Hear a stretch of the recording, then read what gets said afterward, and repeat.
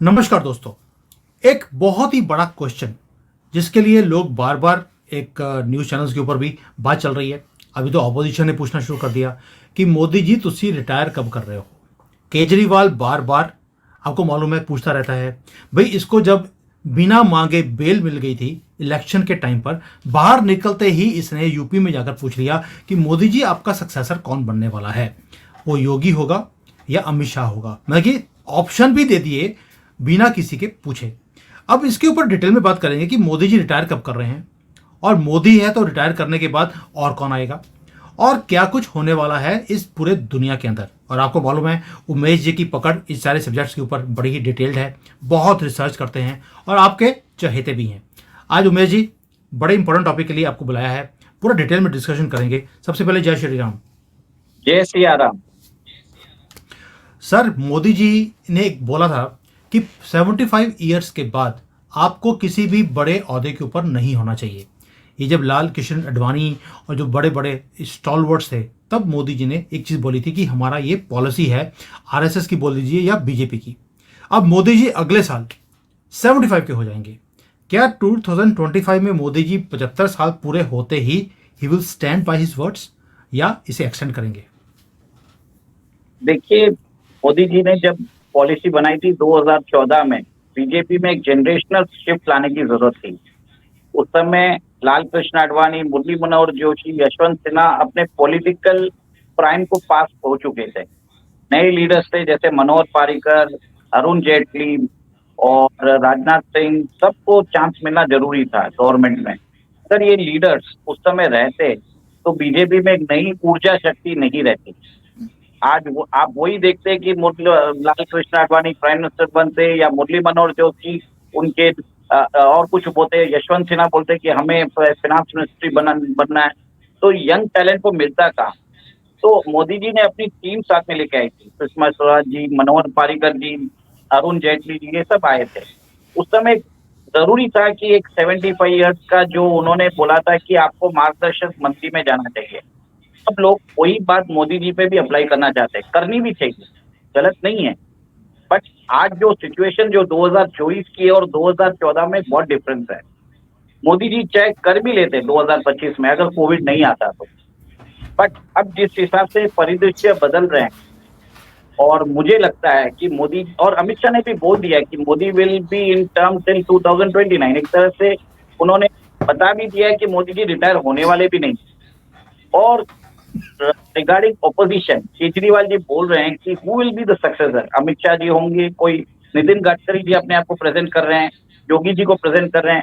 देखिए, ये बीजेपी का इंटरनल मैटर है। केजरीवाल को इससे कुछ लेना देना नहीं रहना चाहिए।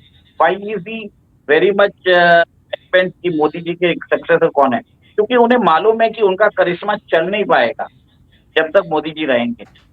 He is a towering figure. Regarding is successor, sir पहले ऐसा रहता था कि बीजेपी में बोलते थे कि आप इस पे बात मत करिए, चर्चा मत करिए, पार्टी का इंटरनल मैटर है। बट जब हम देख रहे हैं कि संघ के बड़े लीडर और सब लोग they are washing dirty linen in public, तो एक बीजेपी के सपोर्टर्स रख के लगता है कि हमें भी बोलना जरूरी है। We have to spell our choices.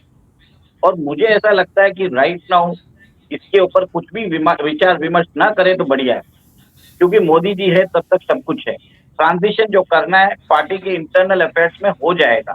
वो कोई भी बन सकता है, एस जयशंकर भी बन सकते हैं, किसको मालूम शिवराज सिंह चौहान भी बन सकते हैं, किसको मालूम हेमंत बिश्वा शर्मा भी बन सकते हैं। तो ऑप्शन हमें ऐसा है कि अगर कल बाई चांस प्रियंका गांधी आ जाए एक वुमेन फेस, तो we might have somebody like Smriti Irani also coming into the front force.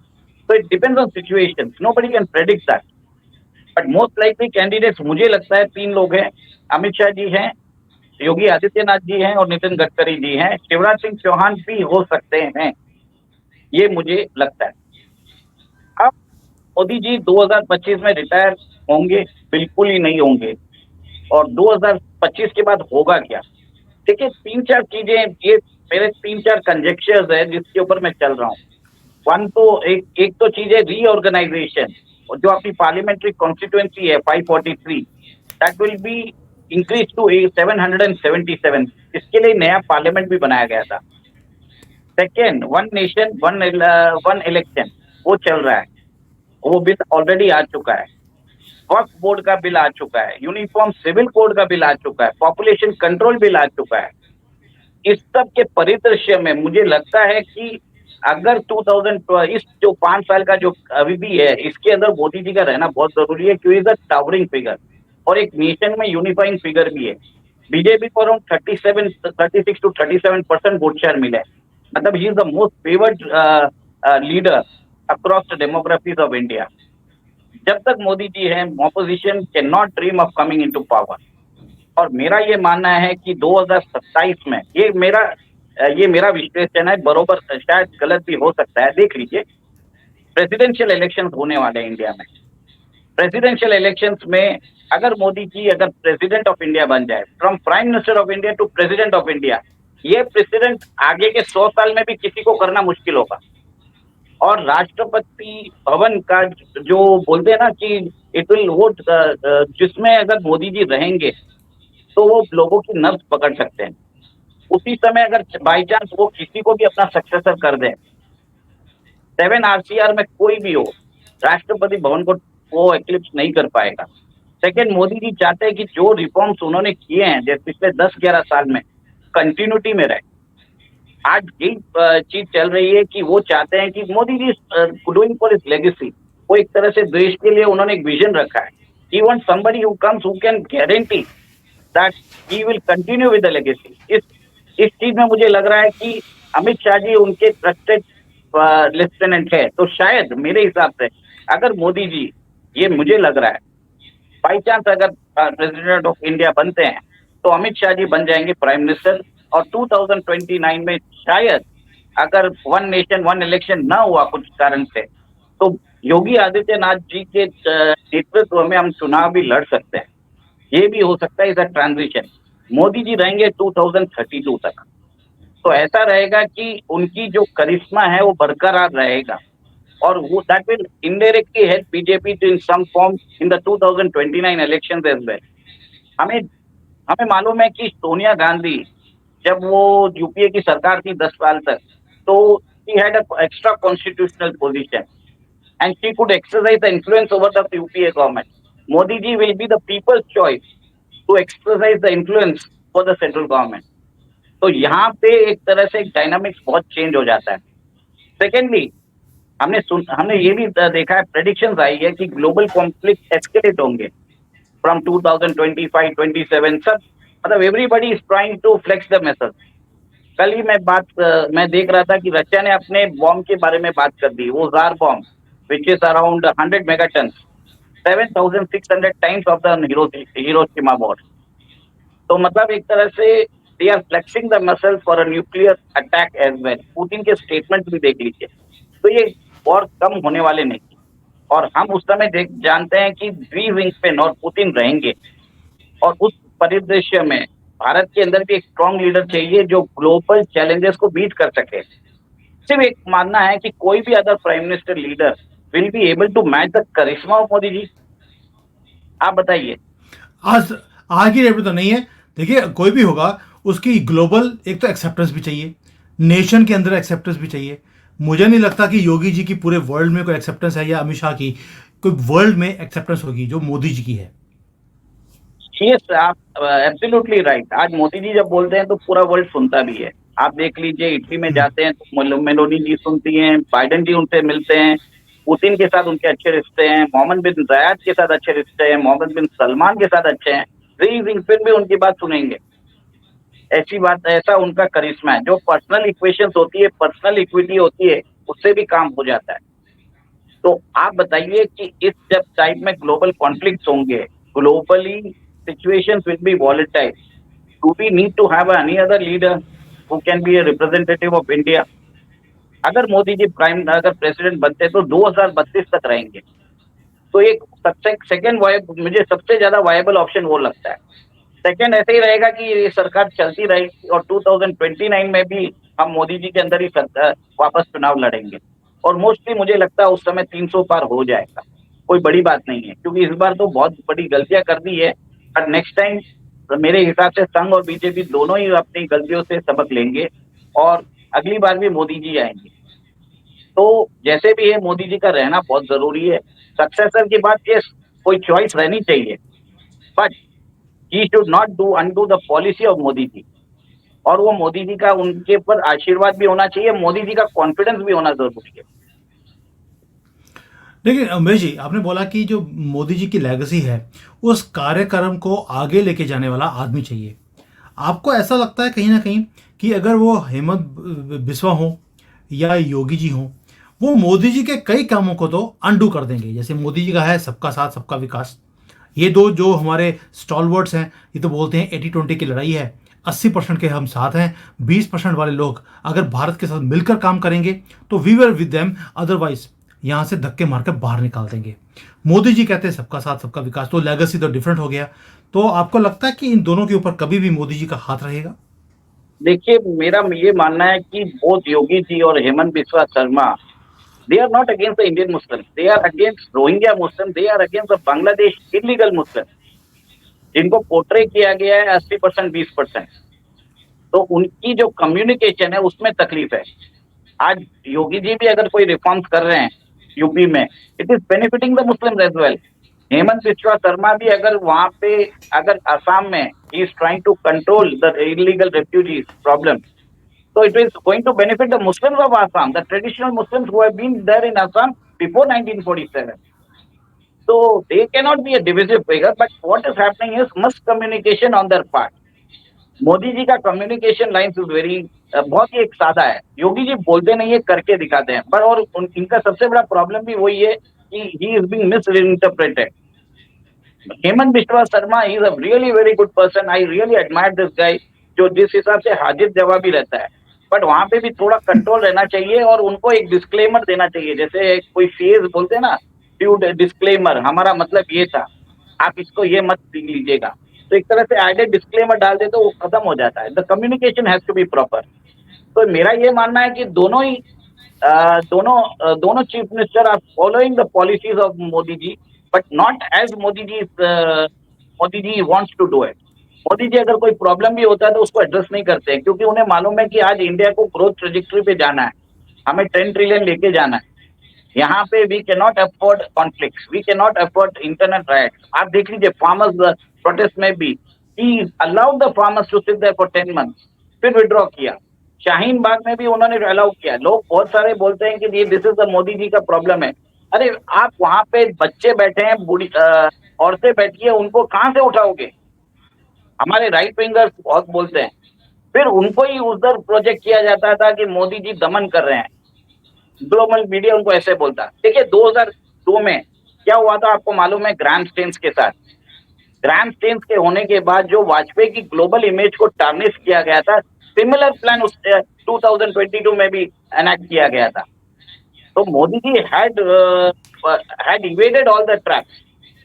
आप जान सकते हैं कि अगर आपने 2022 पंजाब असेंबली इलेक्शन देखा था, एक टाइम था कि उनके पास कोई सिक्योरिटी नहीं थी। There was a problem, there was an attempt on his life as well. लोग ये भी बोलते हैं कि 2015 या 16 में जब यूक्रेन गए थे, वहां पे एक प्लेन को शॉट कर दिया था, MH370 का plane. that missile was actually meant for Modi ji. तो ट्रैप्स बहुत है, हमको मालूम नहीं है। तो we have to see from those angles as well. Restraint रखना भी जरूरी है। महाभारत युद्ध में चाहते तो कृष्ण जी एक ही सेकंड में खत्म कर सकते थे, पर उन्होंने पूरा चक्र अलाउ किया। तो उनकी भी कोई गेम प्लान होगी, वी डू नॉट नो। हम क्रिटिसाइज कर सकते हैं, प्राइम मिनिस्टर हमारे हैं, हम क्रिटिसाइज कर सकते हैं, क्योंकि हमारी एक्सपेक्टेशंस ज्यादा है उनसे। मुझे याद दैट है इज ट्रू। 2014 में जब पहले देश के अंदर मैं किसी से पॉलिटिक्स के बारे में बात करता था, एक अलग ही एक तरह से माहौल रहता था। लोग बोलते थे 100 में से 99 बेईमान, मेरा भारत महान। ये पॉलिटिक्स इंडिया का कुछ भी नहीं हो सकता। वहां पे स्कैम राज चल रहा था। आपको याद है कि उसी दौरान अन्ना हजारे ने चिंगारी ली और Arvind Kejriwal capitalized on that. और उसके बाद एक रेजिम चेंज हुआ 2014 में। At the centre Modi ji आए, इन द दिल्ली में केजरीवाल जी आए। अब केजरीवाल जी वो चाहते हैं कि वो वापस वो कैपिटलाइज करें। He is a really, I will say he is a political बनिया। इनसे बचना बहुत जरूरी है।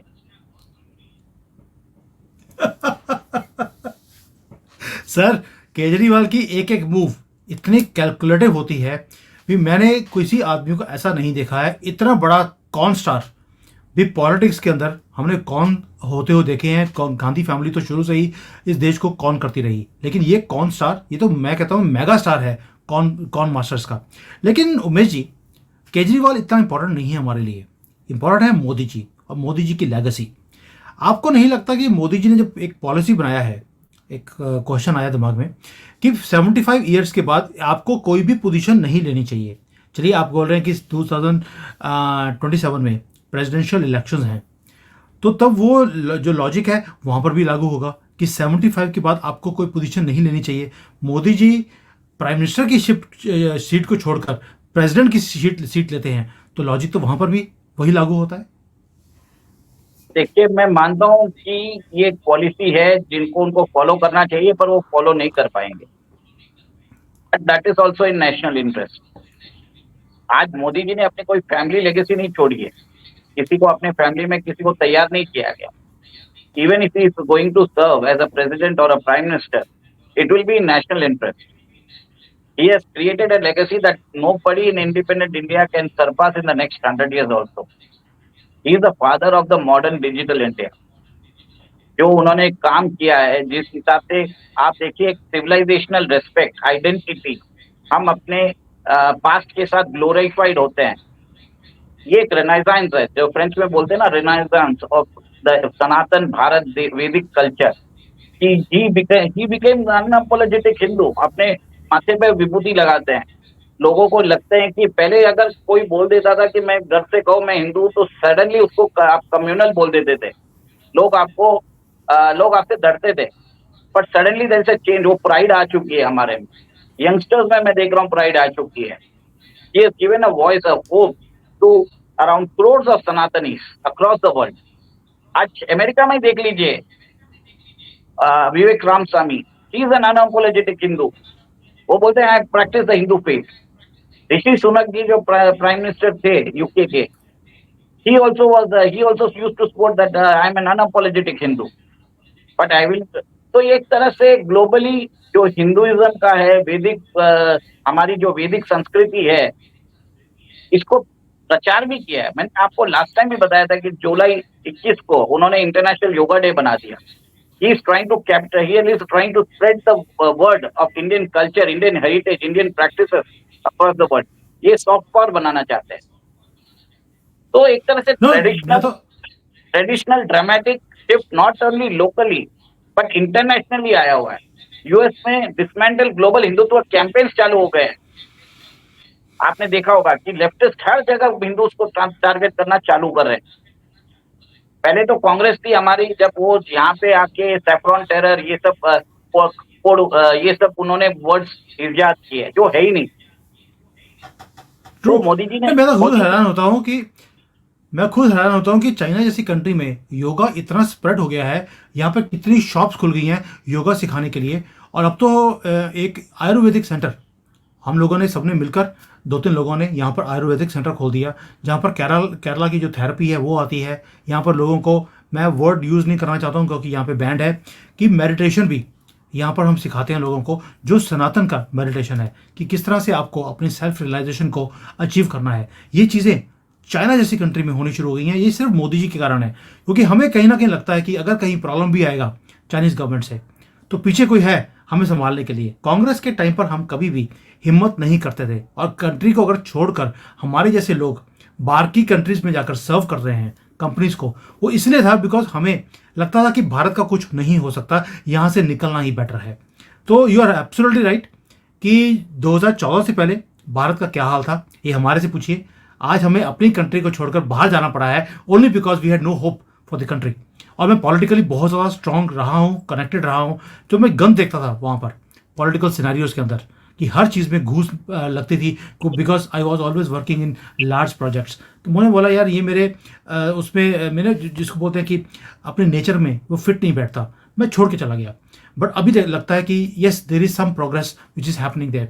लेकिन आपको लगता है कि जैसे अभी आरएसएस है, बीजेपी है, इनके बीच में भी जैसे सड़कों के ऊपर लड़ाइयाँ आ गई हैं, आपको लगता है कि कहीं ना कहीं आरएसएस एंड बीजेपी ये इनकी भी इंटरफेरेंस रहेगी, वहाँ पर भी मोदी जी की लेगेसी को आगे लेके जाना दिया जाएगा या नहीं? लेके जाना दिया जाएगा या इंटरफेरेंस वहां पर भी होगी? देखिए, मेरा एक मानना है कि जब जब संघ ने इंडियन प्राइम मिनिस्टर्स की लेगेसीज के अंदर इंटरफियर करने की कोशिश की है, they have remained out of the power. 2004 में हमने देखा था कि सुदर्शन जी और वाजपेयी जी के बीच में डिफरेंसेस थे। तब बताया जाता है कि संघ के बहुत सारे कार्यकर्ता इलेक्शन कैंपेन में जुड़े भी नहीं थे। उस समय इंडिया शाइनिंग कैंपेन चला रहे थे प्रमोद जी महाजन। उसके बाद बीजेपी की टैली 180 से 140 आ गई और 2009 में 109 या 116 तक पहुंच गई। और इसी वक्त यही चीज यहाँ पे भी चली थी। 2022 से ही चालू हो गया था कि जब लोग बता रहे थे कि मोदी जी कब रिटायर होंगे, और इसी के हिसाब से मेरे ख्याल से दोनों के बीच में टॉक चल रही थी जो ब्रेकडाउन हो गई थी इलेक्शन के वक्त। और उस समय हमने देखा स्टेटमेंट्स जो आ गए थे, नड्डा जी से आ गए थे, this was not in good taste. I think he should have refrained. But ये सड़कों पे लड़ाई आने की जरूरत नहीं थी। भागवत जी को भी संयम मेंटेन करने की जरूरत है। आप अपने आप को परम पूज्य बोलते हो, आप अपने आप को पहले ये बोलते हो कि हम सबसे बड़े संघ चालक है, तो आपको संयम रखना चाहिए ना। आप मीडिया में जाके क्यों बोल रहे हो? सिमिलर थिंग आपने देखा था बिहार इलेक्शन में 2017 या 18 के बिहार इलेक्शन से पहले भी उन्होंने कुछ बोला था, जिसके कारण बीजेपी हार गई थी रिजर्वेशन के ऊपर। आप पॉलिटिकल स्टेटमेंट मत दीजिए ना, आपको जो भी बात करनी है अंदर से बात करिए। भागवत जी को वो संयम रखना चाहिए। वो हमारे आज भागवत जी को चाहिए कि 2025 में संघ का 100 साल होने वाला है, उसमें उसको ग्लोरीफाई करे। हमारे वैदिक कल्चर, वैदिक आपने जो ट्रेडिशन बोला है सनातन धर्म के, उसको प्रोपोगेट करे।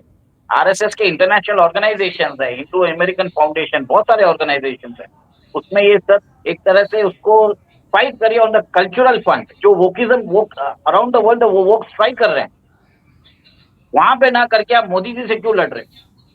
पहले हमें मुझे बहुत सारे बीजेपी लीडर्स बोलते थे आप ये सब चीज मत बोलिए, पर मुझे नहीं लगता कि कुछ मतलब है उनको उनकी बात सुनने में। अब उनको हम्म। सुनना पड़ेगा, हमारी बात समझना पड़ेगा, because we are not being paid. आप अपने चैनल पे, सॉरी मैं ये बोलना चाहता हूँ, you don't solicit any contribution from anyone. We are not at bringing all. You we are bringing you an unfiltered analysis without any consideration, without any pressure. अगर है तो सही है तो सही है, नहीं है तो नहीं है। बहुत सारे चैनल्स आपने देखा होगा जो, सॉरी टू से, दे आस्क कंट्रीब्यूशन, पर क्या वो अपना पैन नंबर देते हैं? क्या वो अपना टैन नंबर देते हैं? क्या वो अपना आधार नंबर देते हैं? आज अगर आप सोच लीजिए इंडिया में जो जितनी भी अगर आप एनजीओ है, you cannot solicit funds from the public without displaying all these details, but YouTube channels कर रहे हैं और वो हमें देशभक्ति की बातें समझा रहे हैं। तो यहाँ पे एक बहुत बड़ी हिपोक्रेसी है। जो अगर हम जो बात कर रहे हैं कि we are talking for the broader national interest and Sanatan interest and the Vedic interest, तो ये बात मुझे आपसे बहुत अच्छी लगी है। ये मैं आपको कॉम्प्लीमेंट करना चाहता हूँ। Thank you sir. अपना ये जो चैनल शुरू किया था मैंने, ये देश के लिए शुरू किया था, and people who are following me for a long time they understand one thing, कि जो पक्के सनातनी हैं, ये सिर्फ वही मैं उनको इनवाइट भी करता हूँ। और एक प्योर मैसेज है कि कैसे हम अपनी कंट्री को ग्रेट कर सकते हैं, अपना कंट्रीब्यूशन कहाँ पर दे सकते हैं। That is all what we are working on. और जो ये लड़ाइयाँ हैं आरएसएस की, बीजेपी की, जो अब सड़कों पे आ गई हैं, इसकी प्राइस हम पहले भी पे कर चुके हैं, अभी भी पे कर रहे हैं। और आपको जानकर हैरानी होगी, मैं लास्ट वीक मैं भारत में था एक हफ्ते के लिए। मकसद यही था कि इनके बीच में जो लड़ाइयाँ हैं वो कैसे ख़त्म हो सकती हैं, what all we can do from our side. तो बिकॉज कैबिनेट मंत्रियों के साथ जो मीटिंग हुई मेरी, तो I was talking to them about these things also. But कई चीज़ें मेरे सामने आई हैं जो मैं यहाँ पर रिवील नहीं करना चाहता हूँ। But I can understand one thing कि मोदी जी की एक लेगेसी है जो सभी रिकॉग्नाइज करते हैं भारत के अंदर, गवर्नमेंट के अंदर।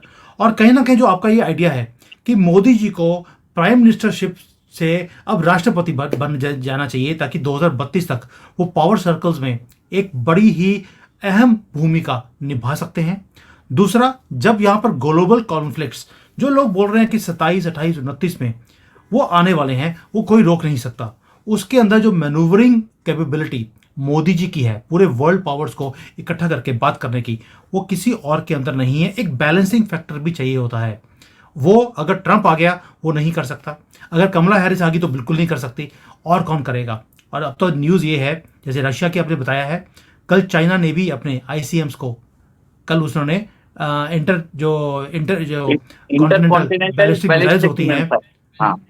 उनको कल उसने टेस्ट किया है, पहली बार बहुत देर के बाद। That means they are also trying to flex their muscles now along with Russia. और दोनों ने अनाउंस कर दिया है कि दोनों अभी एक नया नेटो बनाने वाले हैं आपस में। अगर रशिया के ऊपर किसी ने अटैक किया, it will B attack on China. अगर चाइना के ऊपर किसी ने अटैक किया, it will B attack on Russia. दोनों ने कल अपना नेटो भी अनाउंस कर दिया है, सो कॉल्ड नेटो। तो ये चीजें जो हैं, इसको कौन संभाल सकता है? योगी जी के अंदर या अमित शाह के अंदर? मुझे नहीं लगता वो कैपेबिलिटी है जो मोदी जी के देख अंदर है। सर, आपका देखिए क्लोजिंग कमेंट। देखिए, एक और एक चीज बताना चाहता हूँ। एज अ प्रेसिडेंट, जो एक प्रेसिडेंट कभी नहीं हुआ है, जो पहले भी एक बार हो चुका है कि recommendation of the prime minister पे इमरजेंसी डिक्लेयर हुई थी। अल्टीमेटली हमारा कॉन्स्टिट्यूशन ग्रांट करता है कि president is the supreme commander of all the Indian arm forces, Indian defence forces. तो उस परिदृश्य में भी मुझे लगता है कि मोदी जी को प्रेसिडेंट बनना चाहिए, कि अगर कुछ आपातकाल आ जाए देश के अंदर और देश के बाहर, so he will be able to take the support and he will be having the support of the country people as well, क्योंकि उन्हें मालूम है कि मोदी जी जो कर रहे हैं देश हित में कर रहे हैं, और वो बहुत डिसिसिवनेस होना जरूरी है। जो लोग कुछ भी बोले, मोदी जी को, उनको सबको मालूम है कि इवन मोदी जी के जो क्रिटिक्स है, जो मेरे कांग्रेस के फ्रेंड्स हैं, वो भी मोदी जी को लाइक करते हैं। इंटरनली वो बोलते हैं कि मोदी जी बहुत अच्छा काम कर रहे हैं, हमें राहुल जी के बारे में मालूम ही नहीं है वो क्या बोल रहे हैं। ऐसी बात वहां पे भी आ गई है। मेरा एक दोस्त है नोएडा में, जो कांग्रेस के लीडर है, उन्होंने बोला है कि मेरी जो जमीन जो थी जेवर एयरपोर्ट के पास, 5 गुना हो गया है due to the Modi and Yogi regime. Even that's Congress true, leaders, I agree with you. even the Congress leaders who have benefited largely from the what do you say connectivity drive, जो गडकरी जी कर रहे हैं अभी, जहाँ पे उसके कारण सबको फायदा हुआ है, जो सड़क जा रही है सबको फायदा हो रहा है। तो हम क्या है, अभी थोड़े लालची हो गए हैं कि हम मोदी जी ने ये क्यों नहीं दिया, वो नहीं किया, पर हम क्या नॉट डूइंग आवर ड्यूटी। वहां पे हमें अपनी ड्यूटीज भी करनी जरूरत है, and we have to question our prime minister. आप उनके ऊपर क्वेश्चन करिए, आप उनको क्रिटिसाइज करिए, but don't get under the influence of foreign power. बस मेरा यही मानना है कि देश के अंदर जो कांग्रेसी सपोर्टर्स है, जो आपके सपोर्टर्स है, you live with your ideology, I don't have any problems with you. I am really pain when you talk the line of China, when you advocate what is Pakistan is saying, what CIA wants to do it. BJP as an opposition has never aligned with either the CCP or the CIA or ISI, but opposition of India never. is doing that. This pains me. बिल्कुल सही कह रहे हैं sir. देखिए, ये उनका अपना, जो बोलते हैं कि हर एक आदमी का अपना अपना ज़मीर होता है। बीजेपी हमेशा ही देश हित में काम करती रही, और हमने जब उनकी एक भी सीट नहीं थी तब भी हमने ये काम देखा। और कांग्रेस ने तब जब पावर में थे तब भी उन्होंने देश के हित में काम नहीं किया, तब भी चाइना में जाकर एक एग्रीमेंट भी साइन कराए और भारत को बेचाए। और अभी तो वो सबके साथ हाथ जोड़ने को तैयार हैं कि किसी तरीके से इनकी गवर्नमेंट आ जाए और मोदी जी की गवर्नमेंट गिर दी जाए। और अगर वो गवर्नमेंट नहीं गिर रही है तो रेलवे लाइनें उड़ाने का भी फॉर्मूला उन्होंने खुद ही दे दिया है सारी कम्युनिटी को कि रेलवे लाइनें उड़ाइए ताकि यहाँ पर तरक्की रुक जाए। और अब तो सैमसंग की फैक्ट्री के अंदर भी इन्होंने हड़ताल करवा दी है ताकि पूरे दुनिया को एक मैसेज पहुंचे कि यहाँ पर मत आना, यहाँ पर तरक्की हम नहीं होने देंगे। ये कांग्रेस का एक डीएनए है। और किया भी कहा है, सैमसंग की फैक्ट्री वहीं पर है श्री परमपुर में, जहाँ पर इनके पिताजी को उड़ा दिया गया था। अब आप समझ सकते हैं कि जहाँ पर इनकी अपने पिताजी की लेगेसी खत्म हुई थी, वहाँ पर ये भारत की लेगेसी शुरू होने ही नहीं देना चाहते। दिस इज व्हाट, यही विडंबना है भारत की। क्या कर सकते हैं? बस बरोबर है, आपकी बात बहुत ही बढ़िया है। और मैं उसमें एक और एक ऐड करना चाहूंगा कि जो वेदांता की फैक्ट्री थी ट्यूटिकोरिन में, उसको भी बंद किया गया ये प्रोटेस्ट के कारण। India was That's true. exporting copper. Suddenly it became the net importer. 40% of India's production of copper used to come from that plant.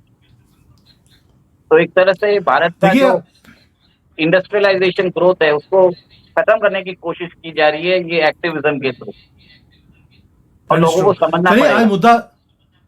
आज मुद्दा हमारा मोदी जी की लेगेसी है, मोदी जी क्या करने वाले हैं, रिटायर कब होने वाले हैं, अगले जो उनका उत्तराधिकारी है वो कौन होगा, कौन अगला प्रधानमंत्री बनेगा, और उसके अंदर कई इंटरेस्टिंग नाम आपने दे दिए।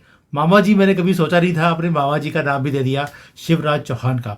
तो देखते हैं कि मोदी जी अब क्या करते हैं। 25 में यानी कि 2025 में रिटायर नहीं होंगे, होंगे तो 26 में, नहीं तो 27 में सीधा प्राइम मिनिस्टर से राष्ट्रपति, और ये आज तक कभी हुआ नहीं है भारत की राष्ट्रपति हिस्ट्री में।